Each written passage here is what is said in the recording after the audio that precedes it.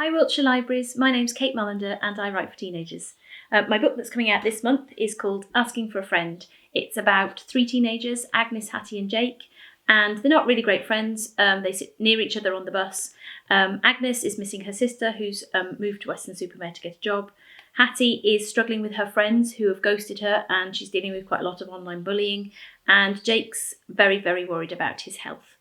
So they take all their worries with them to Weston and they have a week's study break, and that's where they start to share what they're worried about, share their secrets, and it completely turns their lives around. Anyway, I won't say any more because it would be full of spoilers. Anyway, it's for teenagers, so sort of year 6, so 11, 12-year-olds and up, and it's getting some lovely reviews. My book from last year is called Summer of No Regrets. It's also feel good. This one's definitely more summery, and it's about a group of 4 girls, and they all decide they're going to have a summer where they do things that perhaps is outside of their comfort zone, or is something that scares them, or something that they wish they could do but just don't quite have the courage to do it. And you follow each of the 4 girls through their story, and actually it's 4 stories interwoven into one. So they're both told from multiple viewpoints. So that was quite interesting to write. So I'll be saying a few things as a reader, but also a few things as a writer while I chat to you.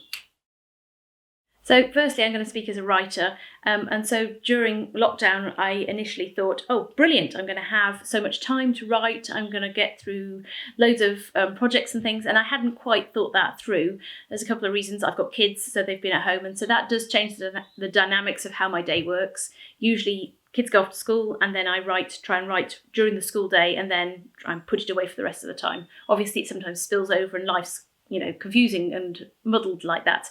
But now the kids at home are all the time, I've had to sort of rethink how I write and when I write, and I've had to sort of reprioritise it again to say to everybody in the family, actually writing is important and it is something that I want to do. So that's taught me quite a lot about sort of defending your time for the things that you think are important. So that was the first lesson I've learned as a writer during lockdown.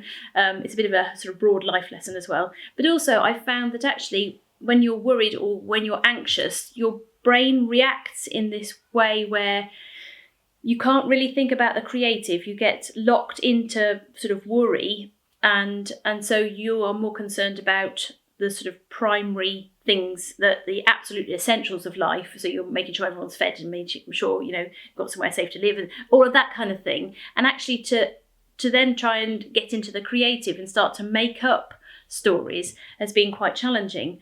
So one thing that I found that's helped really well is just writing a diary. So just keeping a record of what I'm doing, or just writing anything by hand, because I think as soon as you start writing by hand, because obviously I usually use a computer, then it kind of unlocks part of your brain where you sort of let go of your basic worries and you're able to switch into your creative brain. And as soon as I start writing longhand, then the creative juices start flowing and I start going into that frame of mind.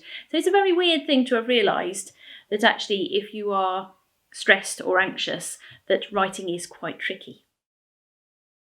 Okay, so this is me now talking as a reader. I've got a couple of books I'd like to recommend. So because my books are for teenagers, I'm going to recommend other books that are for teenagers. So I would recommend any of Sue Woolman's books. They are thrillers. Every last one of them has kept me utterly gripped from start to finish. I know I'm not a teenager, but I read a lot of teenage fiction. And they absolutely grip you. So this one is about a girl whose sister has died, and she goes to a residential camp in order to be counselled for her grief. And while she's there, somebody who's saying it's her sister texts her. So she's getting contacted by seemingly her sister, and it's well written, it's well plotted, and it keeps you utterly gripped. And it's absolutely fascinating read. So any of Sue Woolman's books, that's my first recommendation. Second recommendation is Gloves Off by Louisa Reed. This has been shortlisted for some awards, and it is fantastic. So it's about a girl who is fighting society as well as fighting herself, I think probably is a way of of putting it, and she turns to boxing. And I know that sounds quite brutal, but actually it's beautiful. It's a beautiful book. It's also written in verse. So have you read any of Sarah Crossan's books? It's a very similar style of reading to that. So actually, if you have a teenager, or you are a teenager who finds reading quite hard work, then this book would be brilliant, because there's not a lot of words on the page, but every word is so powerful and so moving, and I absolutely devoured it. So those are my 2 recommendations. So Gloves Off by Louisa Reed, and any of Sue Woolman's books, but this one is called Lying About Last Summer. So in this last section, I'm going to set you a challenge.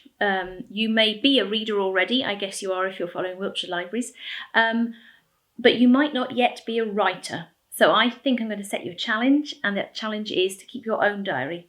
I think we will look back in a few years' time and this will all be like a surreal moment in our history.